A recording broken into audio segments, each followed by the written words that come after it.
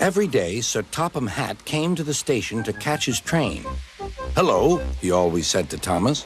"Don't let the silly freight cars tease you. Remember, you have an important job as a special helper in the train yard."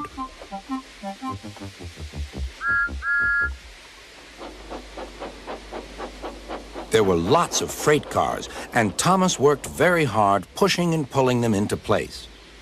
There was also a small coach and two strange things his driver called cranes. "That's the breakdown train," he told Thomas. "The cranes are for lifting heavy things like engines and coaches and freight cars." One day, Thomas was in the yard. Suddenly, he heard an engine whistling. "Help! Help!" A freight train came rushing through much too fast. The engine was James, and he was frightened. His brake blocks were on fire. "They're pushing me! They're pushing me!" he panted. On, laughed the freight cars, still whistling, "Help! Help!" Poor James disappeared. "I'd like to teach those freight cars a lesson," said Thomas the tank engine. Soon came the alarm. "James is off the line! The breakdown train! Quickly!" Thomas was coupled on, and off they went.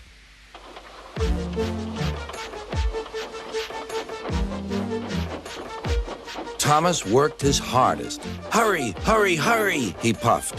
He wasn't pretending to be like Gordon. He really meant it.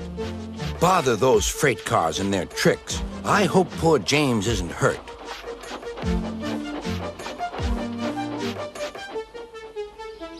James's driver and firemen were feeling him all over to see if he was hurt.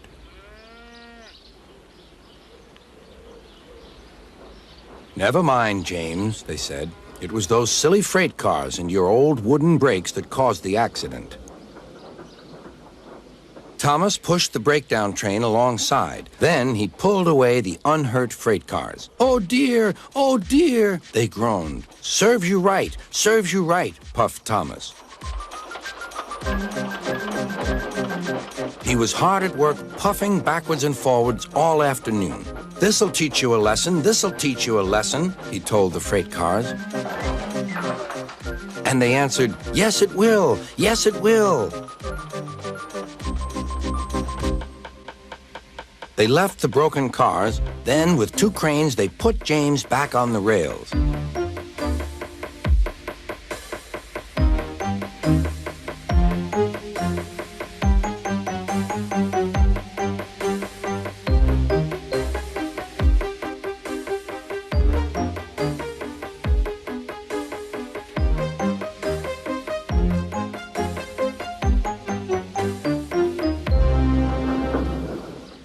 He tried to move, but he couldn't, so Thomas helped him back to the shed.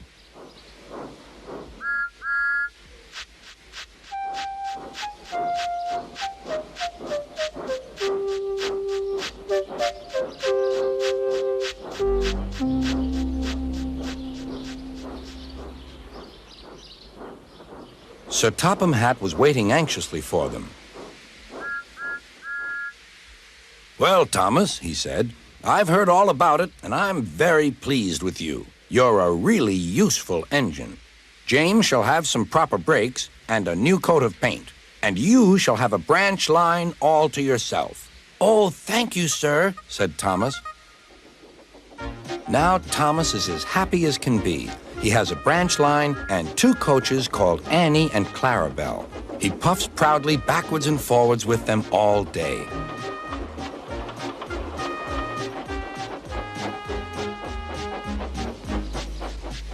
He is never lonely. Edward and Henry stop quite often and tell him the news. Gordon is always in a hurry, but never forgets to say, "Boop, boop," and Thomas always whistles, "Beep, beep," in return.